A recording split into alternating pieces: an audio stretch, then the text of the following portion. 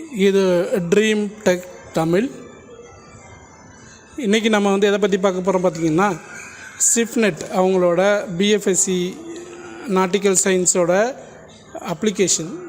அப்ளிகேஷனை வந்து ஃபில்லப் பண்ணி நம்ம போஸ்ட்டில் தான் அனுப்பணும். ஸோ அந்த அப்ளிகேஷன் எப்படி ஃபில்லப் பண்ணலாங்கிற டீட்டெயிலை பார்க்கலாம். ஸோ இதான் அந்த அப்ளிகேஷன். இதை எடுத்தோன்னே பார்த்தீங்கன்னா உங்களுக்கு ஃபீஸ் யார் எவ்வளோ ஃபீஸ் பே பண்ணணும் அப்படின்னு கொடுத்துருக்காங்க. ஜென்ரல் கேட்டகரி ஓபிசி பிரிவை சேர்ந்தவங்க வந்து 500 ரூபாயும், இதில் எஸ்சி எஸ்டி பிரிவினர் வந்து 250 ரூபாயும் இதுக்கு ஃபீஸ் பே பண்ணணும். அந்த ஃபீஸ் பே பண்ணதுக்கான ரிசிப்ட் நம்பர் இது ஆன்லைனில் தான் பே பண்ணணும். ஆன்லைனில் எப்படி பே பண்ணணும் அப்படிங்கிறதுக்கான ஒரு வீடியோ தனியாக போட்டிருக்கேன், லிங்க் டிஸ்கிரிப்ஷனில் கொடுக்குறேன், நீங்கள் அதில் போய் பார்த்துக்கோங்க. அதில் போயிட்டிங்கன்னா எப்படி ஃபீ பே பண்ணுங்கிற டீட்டெயில் கொடுத்துருப்பேன். அது பிரகாரம் பே பண்ணால் உங்களுக்கு ரிசிப்ட் வரும். அந்த ரிசிப்டில் ரெஃபரன்ஸ் நம்பர் இருக்கும். அந்த ரெஃபரன்ஸ் நம்பரை நீங்கள் இங்கே கொடுக்கணும். அதே மாதிரி என்றைக்கு டேட்டில் அது பண்ணீங்க அப்படிங்கிறத கொடுக்கணும். அண்ட் மேலே பார்த்தீங்கன்னா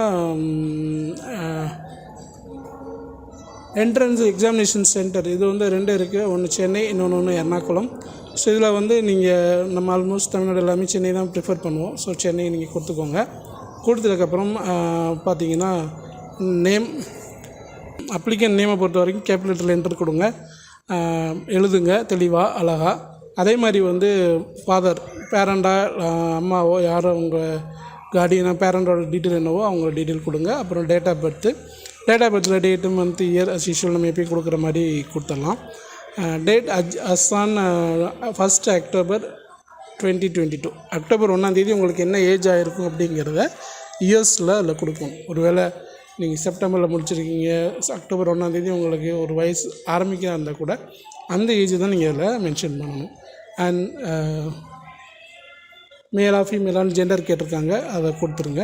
தென் நேஷ்னாலிட்டியில் இந்தியன்னா இந்தியன் கிளிக் பண்ணுங்கள். இன்கேஸ் அதர்ஸாக இருந்தால் அதர்ஸ் கொடுத்தோம்னா எந்த கண்ட்ரி அப்படிங்கிற நேமை வந்து மென்ஷன் பண்ணணும். தென் ரிலீஜியனில் பார்த்தீங்கன்னா கிறிஸ்டினா, இந்துவா, முஸ்லீமா எது வேணுமோ நீங்கள் கொடுங்க. கொடுத்ததுக்கப்புறம் கேஸ்ட்டுங்கிறதுல வந்து ஓபிசியா, எக்கனாமிக் வீக்கர் செக்ஷனா, எஸ்சி எஸ்டியா அப்படிங்கிறத கேட்டிருக்காங்க. ஸோ இதில் நீங்கள் எந்த பிரிவை சேர்ந்தவங்களோ அதை நீங்கள் இதில் செலக்ட் பண்ணிக்கோங்க. மதர் டங் கேட்டிருக்காங்க, உங்களோட தாய்மொழி எதுவோ அதை நீங்கள் கொடுங்க.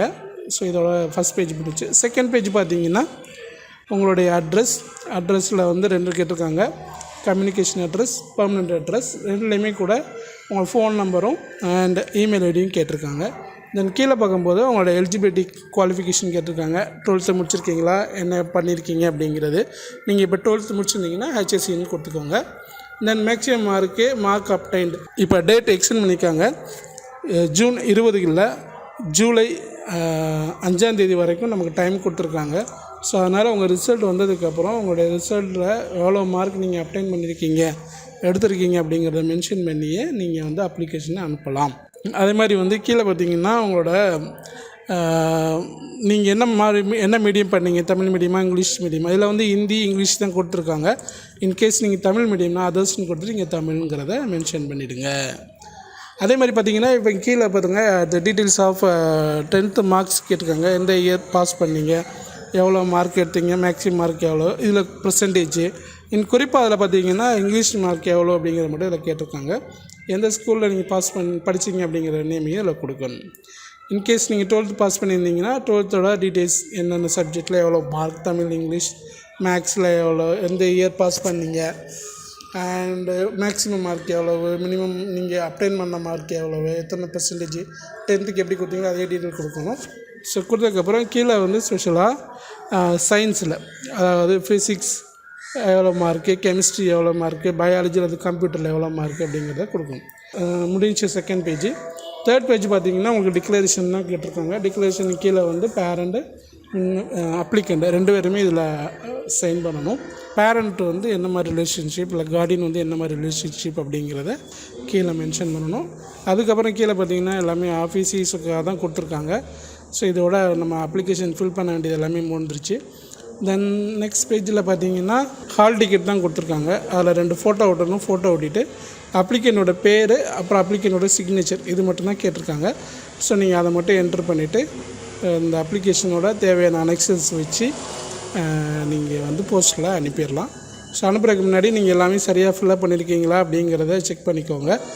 இந்த சிஃப்னெட்னா என்ன, சிஃப்னெட்டில் படிக்கிறதுனால என்ன நமக்கு சிறப்பு அப்படிங்கிற விஷயங்களை பற்றியும், என்னென்ன கோர்ஸ்லாம் இங்கே இருக்குது அப்படிங்கிற விவரங்களை பற்றியும் நான் டீட்டெயிலாக இன்னொரு வீடியோ போட்டிருக்கேன்.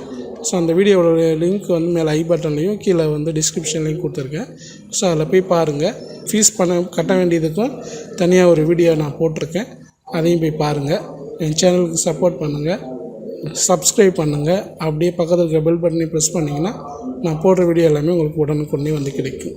நன்றி. மீண்டும் இன்னொரு வீடியோவில் உங்களை சந்திக்கிறேன். இது ட்ரீம் டெக் தமிழ்.